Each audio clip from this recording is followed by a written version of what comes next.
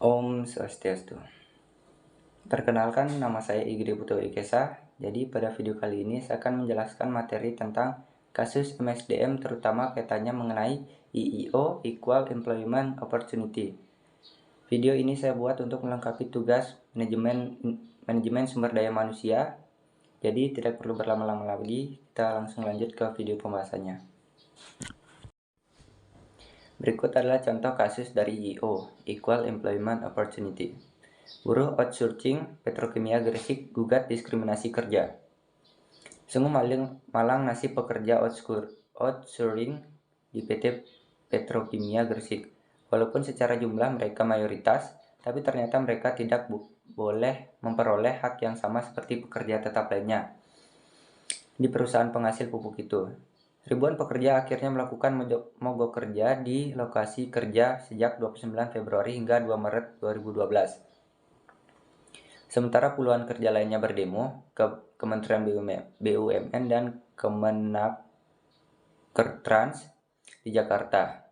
Para buruh outsourcing yang bergabung dalam Solidaritas Perjuangan Buruh Indonesia (SPBI) Gresik ini telah berkali-kali mengadakan perundingan mengenai perkara ini sejak 2010.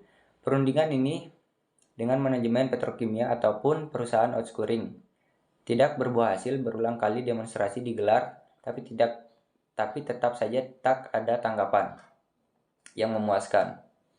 Sampai akhirnya aksi mogok kerja ini terlaksanakan. Perlakuan diskriminatif yang diterima para pekerja outsourcing ini misalnya mengenai upah, perlindungan atas keselamatan dan kesehatan kerja, serta jaminan kepastian kerja sampai usia pensiun.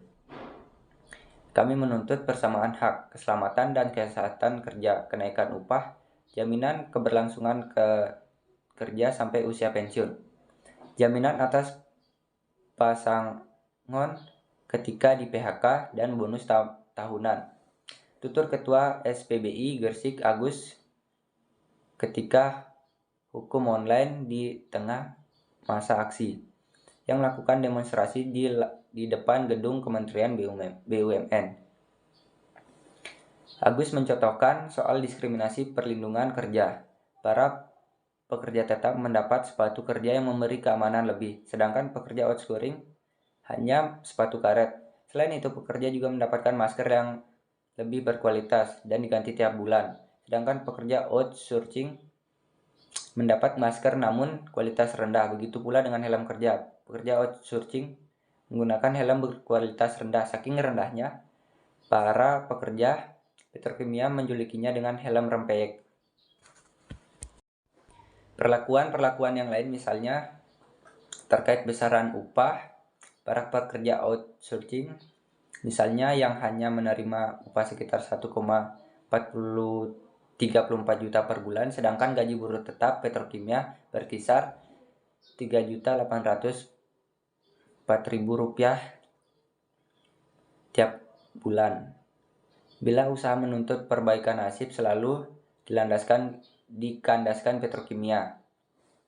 Dengan demikian, dengan usaha menuntut kepada perusahaan outsourcing, SPBI berhasil membuat pihak manajemen perusahaan outsourcing memberikan jam sostek dengan pasangon jika ada pekerja di PHK, serta menaikkan upah tiap pekerja. Rasa hal itu belum cukup karena masih terdapat sejumlah hak normatif yang belum memenuhi sebagaimana yang mereka perjuangkan kali ini.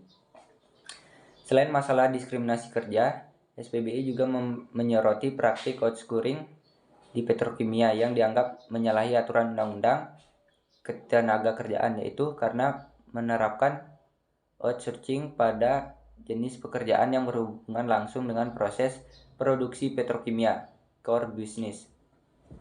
Sementara pekerja yang selama ini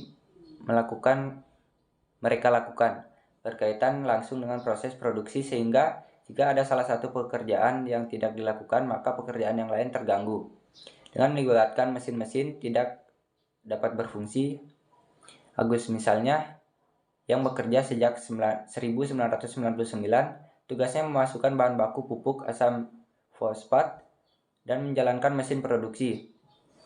Secara logis, ketika bahan baku tidak dimasukkan ke dalam mesin, maka produk utama petrokimia Gresik berupa pupuk tidak dapat dihasilkan.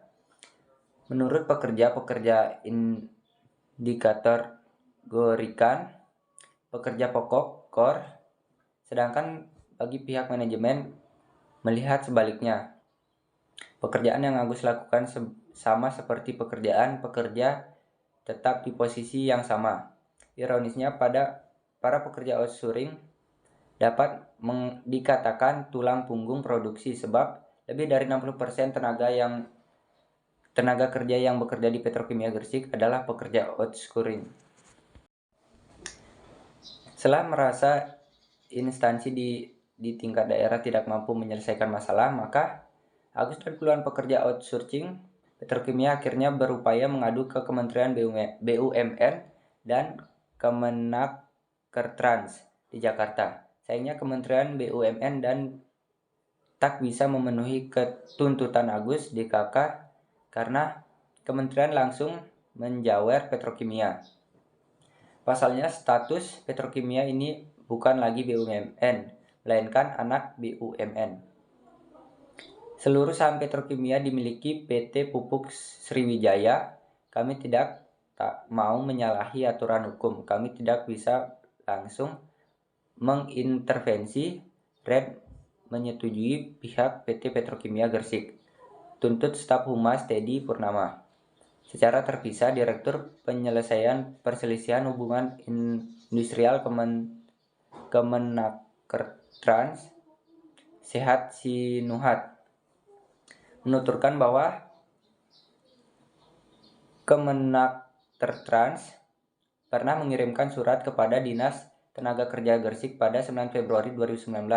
Lalu isinya meminta Dinas Tenaga Kerja mengirimkan pengawas ketenaga kerjaan ke petrokimia untuk memantau situasi. Namun SPBI tidak memenuhi keberadaan surat itu. Setelah mendengarkan keluhan dan masukan dari para pekerja, Kemenakkertrans memutuskan akan melakukan supervisi terhadap bagian pengawas dan mediator Dinas Kertrans Gresik dengan cara turun langsung ke lokasi.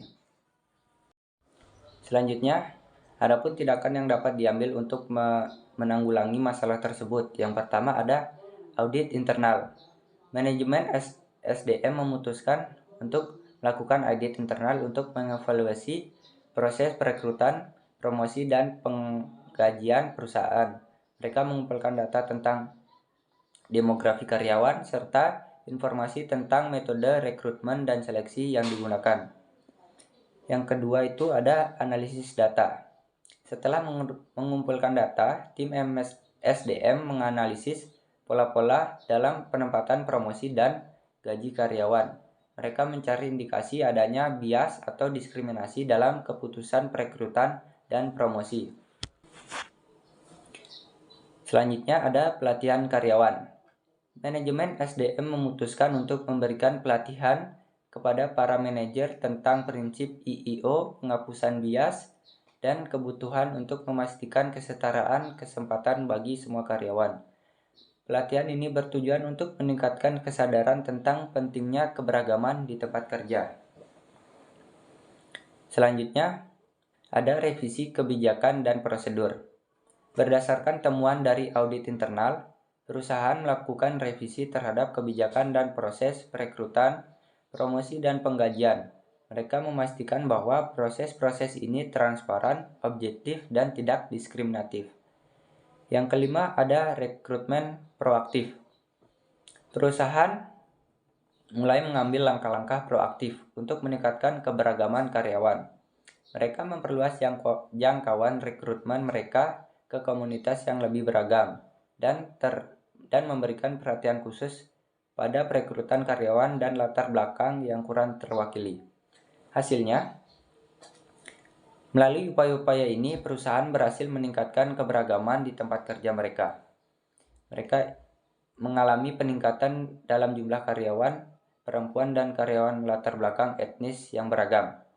Selain itu, tingkat kepuasan dan keterlibatan karyawan juga meningkat karena mereka merasa dihargai dan didukung oleh tempat kerja.